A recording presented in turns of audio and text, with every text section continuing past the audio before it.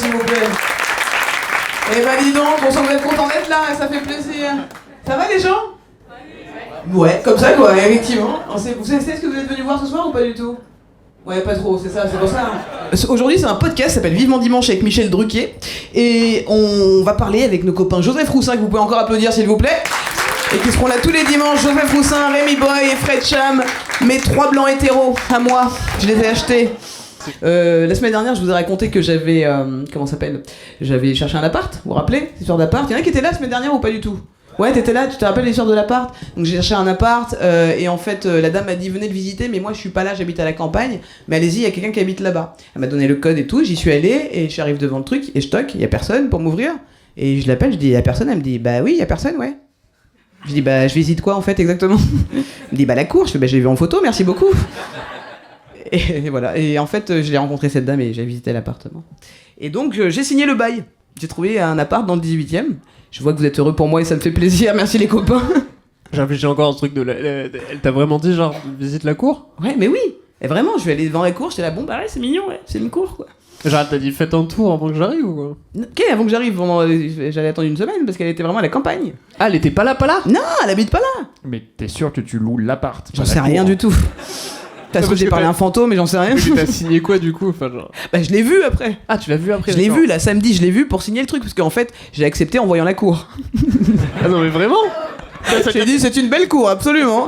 Elle avait raison, j'ai bien fait de me déplacer. La meuf elle le savait en fait, elle sait que sa cour elle tabasse. Je pense qu'elle a un pouvoir, elle a un pouvoir parce que vraiment elle m'a dit je vous ramènerai des légumes bio de la campagne et j'ai dit waouh c'est trop bien, c'est la meilleure proprio du monde, voilà. C'est comme ça que ça s'est passé, j'ai vu la cour et des légumes bio, je fais c'est parfait pour moi. C'est 7 000 € par mois mais putain les carottes. Mais putain, 22 mètres carrés mais 7 000 €.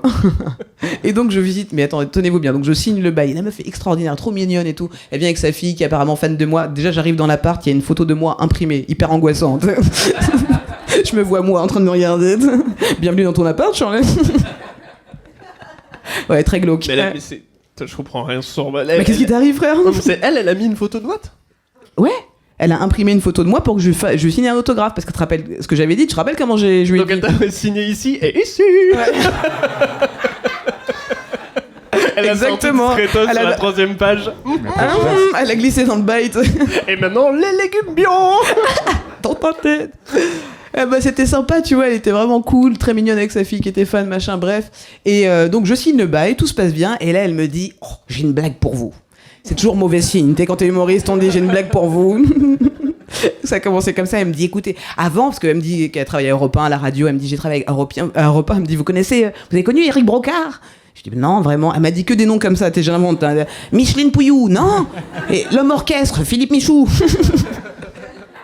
On dirait des ministres. Elle m'a dit des noms, je sais pas d'où ça. C'est incroyable. Bref, je connaissais personne. Elle m'a dit je travaillais à Europe 1 à cette époque-là. Donc une époque où j'étais pas née. Et du coup, donc après, elle me dit après Europe 1, j'ai ouvert une agence matrimoniale. Et il y a un mec qui vient à mon agence matrimoniale. Elle m'explique comme ça. Je vais vous faire avec sa voix. Elle me dit alors le monsieur, il vient très gentil. Il s'appelle François Xavier. Un black.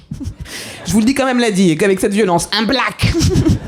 C'est dit, ça va passer mieux si je le dis fort. Dis un noir déjà et ça passera. Et donc elle me dit un black, François Xavier, très gentil. Hein. Pourquoi elle me précise ça? Je sais pas, mais je me dis ça commence à être raciste tout ça. Tout ça devient très raciste et j'ai signé le bail. En même temps, je suis en train de calculer, si tu dis un noir, mais que tu dis un noir en disant mon noir fort, ça marche plus ta technique. Mon noir fort? Non, si tu dis, tu sais, elle a dit un black. Ah ouais. Si tu fais ça avec noir, c'est pire. Non, faut qu'elle fasse doucement, un noir. Pas un noir. Ah d'accord. Il est venu dans notre agence François Xavier, un noir. C'est sûr que tout dit comme ça, c'est flippant. Non. Donc elle m'a dit un black. Elle me dit un black et tout. François Xavier très gentil et il me dit il cherche une femme blanche. Je lui dis François Xavier ça va pas être facile hein. Elle me dit c'était il y a 30 ans. Bon, vous imaginez il y a 30 ans. Je me ferai un garde de ouf. Ça devient de plus en plus raciste, ça monte comme ça et moi je commence à avoir une goutte comme ça. Elle me parle à ça du visage, elle continue, elle me dit et alors François Xavier veut une blanche, pas n'importe quelle blanche, il veut une rousse. Je dis oh, François Xavier ça va être difficile hein. Mais quand même il trouve cette rousse, il la trouve dans notre agence, une rousse yeux verts, il tombe amoureux, elle tombe enceinte et quand elle accouche il vient nous voir avec une bouteille de champagne, il nous dit c'est pour vous remercier, voilà, je viens vous remercier avec la bouteille. On lui dit qu'est-ce qui vous dit que c'est votre fils, François Xavier. Elle fait une super bonne, tu vois. Et il lui dit donc je vous raconte vraiment comme elle me le dit. Elle me dit, et là François Xavier me répond, mais si, je savais que c'était mon fils. Je vous jure que ceci est vrai, hein. Je ne suis pas en train de faire pour le sketch, vraiment. J'étais là, elle est pas en train de faire ça, elle est pas en train de faire ça, elle est en train de le faire. Et elle me dit, je vous dis que je sais que personne n'a cet accent, vraiment, on sait, personne ne parle comme ça. Et donc Michel vraiment, Leb. à part Michel Leb, voilà. Vraiment, elle me dit, si, c'était mon fils car il avait les mêmes narines que moi. Ouais, vraiment, c'est ce qu'il y a eu dans ma tête, cette voix. Oh mon Dieu! Avec le bail et ma photo à côté. Oh mon Dieu! Quelle est cette faille spatio-temporelle? Et du coup, comment étaient les légumes? Bah même pas, elle m'en a même pas ramené. Oh merde, Elle m'a dit la t'as juste une prochaine blague fois. raciste. De quoi? T'as juste une blague raciste Juste une- bio. Non mais c'était horrible, elle m'a dit, je lui ai dit mais vous avez, ouais c'est ce que je lui ai dit, j'ai dit vraiment, mais face à elle, je lui ai dit, pour lui faire comprendre son racisme, mais tranquillement, je lui ai dit mais c'est François Xavier qui vous a parlé ou c'est Michel Leb? Et elle était là, et elle a pas compris, tu vois. Et après elle m'a fait un autre truc, elle m'a fait visiter la chambre, elle m'a dit, t'es raciste, et vraiment je suis un déni mais m'approprie au raciste en fait. Elle m'a montré le canapé de la chambre, elle m'a dit voyez, il y a un peu d'Afrique là, parce qu'il y avait des coussins avec des girafes dessus. Et vraiment j'ai fait un déni à ce moment-là, parce que j'ai fait vraiment, ah super. J'ai quand même loué à Château-Rouge, les gars. Je lui ai dit, il y a un peu d'Afrique partout, ma chérie, en fait, là. Voilà, c'est ce qui m'est arrivé cette semaine. J'ai signé avec une proprio raciste, mais gentille. Mais raciste. Moi, ma mère a vendu un appart cette semaine. Ouais. Ah À Château-Rouge? Non, j'en dis pas plus. Ça va, Ouais, vous? Qu'est-ce que vous avez fait cette semaine? Moi, cette semaine, alors, qu'est-ce que j'ai... Alors, cette semaine, j'ai mangé de la viande. Ah oui, t'es végétarien, faut dire que. Ouais, c'est oui, parce que Important. sinon, cette histoire est moins intéressante. Mais c'est parce que j'étais dans une boulangerie et j'ai tourné une tarte, une quiche chèvre épinard. Voilà, je vous le conseille. Très bien. C'est mon petit moment conseil, quoi. Et en fait, ils se sont plantés et je m'en suis rendu compte quand j'ai croqué dedans. Et je suis vraiment parti de la boulangerie avec genre la moitié d'une quiche au lardon. Et je vais pas la jeter, Ouais. parce que ça serait un peu con. C'est genre devant, non, je mange pas de la viande parce que l'écologie. Après, je jette de la nourriture. Et du coup, je l'ai fini. Et ça faisait longtemps que j'avais pas mangé de la viande. Et c'était même pas bon. Ce qui est assez décevant. Tu vois, j'étais là, oh merde, c'était pas bon. Tu vois, par contre, ça m'a donné de l'énergie, mais de ouf. Vraiment, j'ai soulevé des trucs. Ah, c'est vrai, t'as senti une différence, ouais? Il y avait un chat coincé dans un arbre. J'ai soulevé l'arbre. C'est ça que t'as fait cette semaine. Voilà. Mentir. Non, t'as vraiment mangé ce lardon alors? C'est dégueulasse. Ouais. J'ai mangé tous ces lardons. Tous ces lardons. Tous ces petits lardons. Est-ce que quand ils appelaient ça Oui, Fred. une tarte chèvre épinard, c'était pas justement les lardons, c'était la chèvre? Ah. Ok, Et le- Moi, j'ai pas compris. Tu peux rallumer pour me réexpliquer tout ça?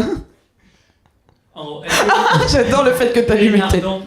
Faut vraiment vous regardiez parce que. Attends, refais. Déjà, réteins-toi. Rééteins et rallume. Rééteins. Vas-y. Oui, Fred? Je peux le faire toute la soirée. Dans ma blague, les lardons sont la chèvre Oui. de la tarte chèvre épinard. Moi, c'est trop drôle parce que devant toi, je vois une invitée qui va venir tout à l'heure et qui ne comprend pas non plus. On est d'accord, Lolo? Tu comprends pas? Elle vient de t'expliquer. D'accord, t'as eu besoin de l'aide d'un ami et tout. Chaud. Vas-y, refais ça. On va tous la comprendre ensemble. J'adore. La tarte chèvre épinard qui a été commandée. Il Oui. y avait des lardons dedans. Oui. Et c'était la chèvre, les lardons. T'as compris, toi? Oui, bah, moi, Ouais, j'ai compris et que je suis déçu, Alors, en fait. ouais, Je sais ce qui se ouais, passe. La Je crois chèvre. que tout le monde a compris. Moi, j'ai compris. La chèvre, je disais. J'ai compris, mais je veux quand même entendre ça pendant 1 heure. Podcast Gold. On peut manger ça. Donc du coup, tu te sens mal par rapport à ton végétarisme ou ça va? En vrai, ça va. C'est genre. Je suis un végétarien assez cool, quoi. Genre, Ok. je suis T'es genre, un tant pis. flexitarien. Vous connaissez ce mot, les flexitariens?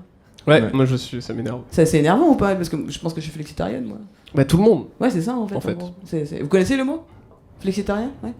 Vous connaissez le français aussi? Parce que vraiment, vous ne me répondez pas beaucoup. Ouais.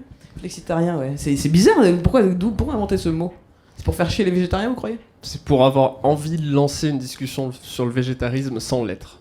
Je pense. C'est pour faire partie d'une communauté, tu vois. Ouais.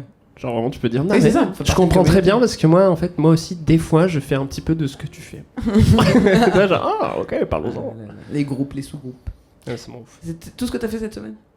C'est- Soulever des arbres, c'est pas alors, ouf. Tiens, jeudi, je vais l'acheter une tarte au lardon. Bah, écoute, c'était une grosse semaine. Non, j'ai regardé aussi un documentaire sur Netflix sur des gens qui pensent que la Terre est plate. Ah. Et je suis convaincu. Vous l'avez vu Ah, t'es con. Non, pas du tout. Non, c'est pas. Je pense pas que ce soit vrai parce que la science. Mais c'est super intéressant et le docu est vraiment bien parce qu'il dit en gros tout le discours du docu, c'est faut pas être condescendant avec ces gens-là parce que ça mène à rien et que tu peux pas avoir une discussion avec quelqu'un si tu dis juste t'as tort et t'es bête parce qu'après il va juste être encore plus en colère. Mais c'est quand même chaud quoi et c'est quand même dangereux parce qu'il y a vraiment des gens qui sont persuadés que genre on nous ment à tous.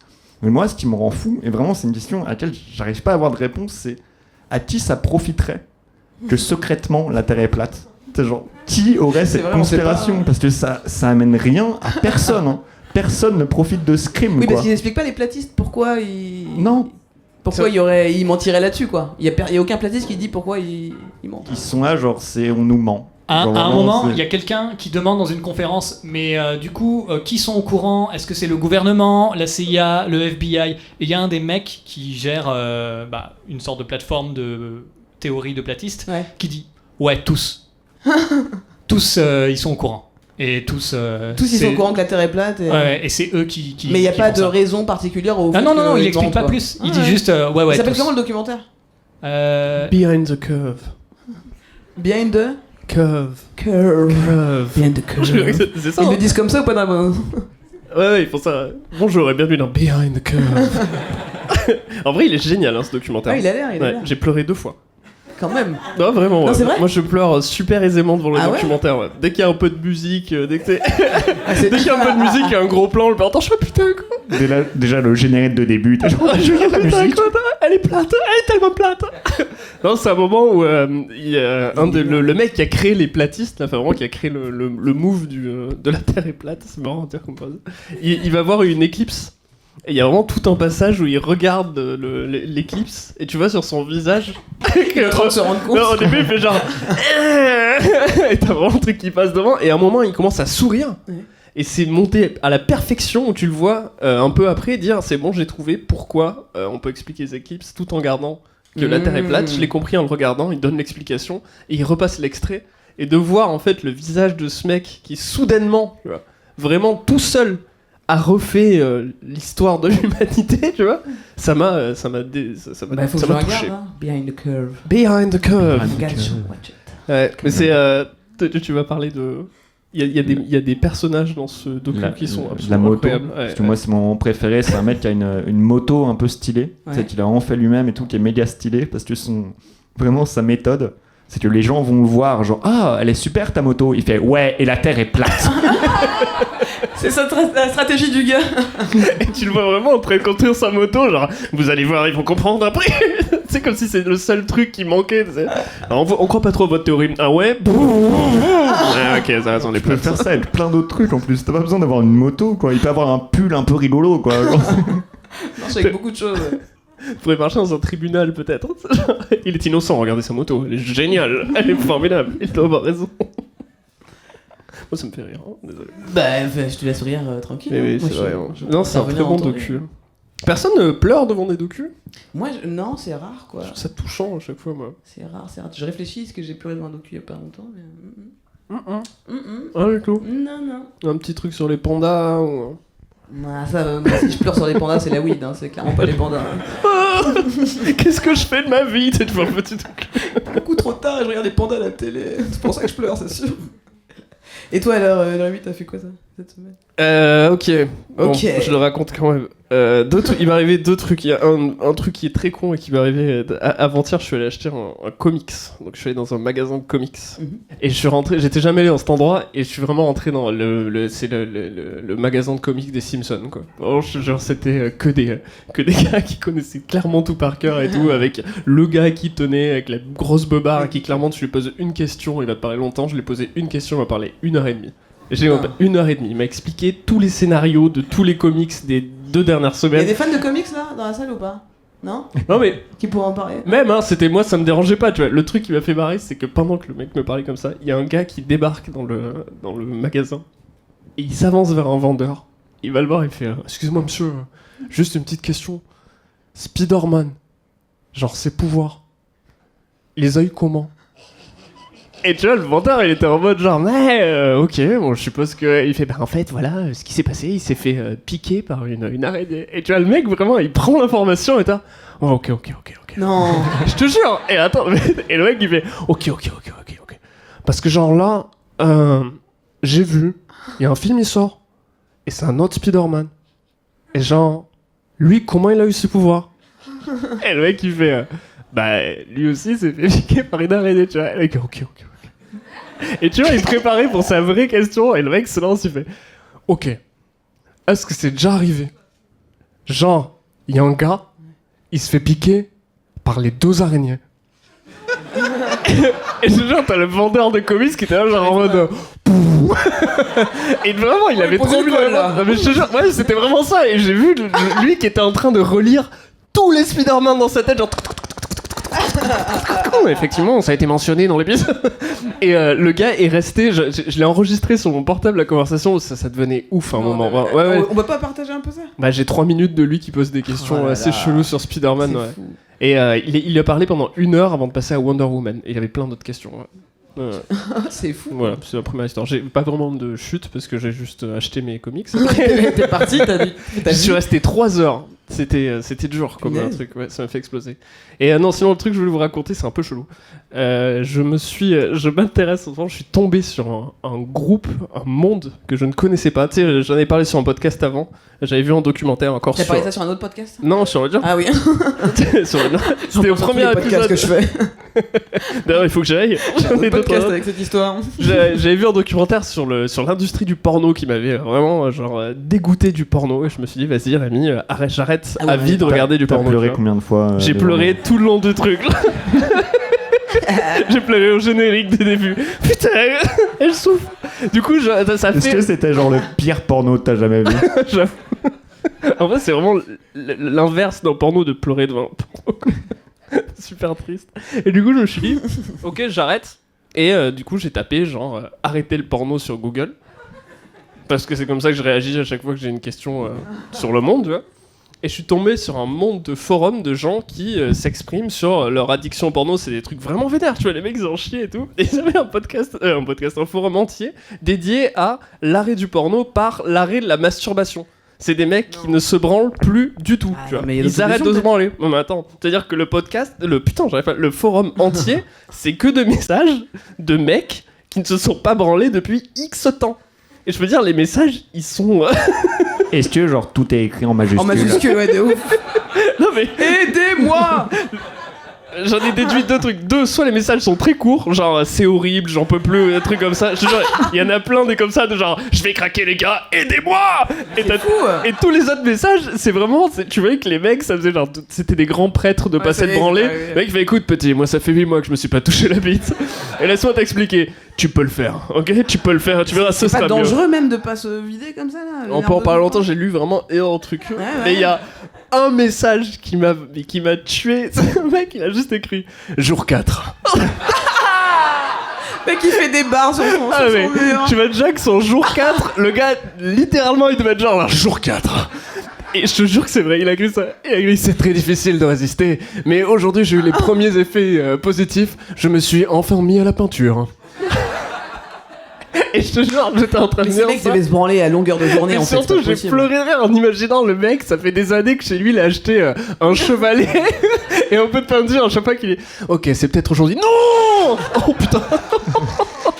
Je suis désolé. Le micro, il a pas supporté ça. Putain, moi, ce que je veux voir, c'est sa Il y a peinture. beaucoup de retours, c'est pour ça. Ouais, sa peinture, ça devait être... ça doit être incroyable. C'est lui qui se branle.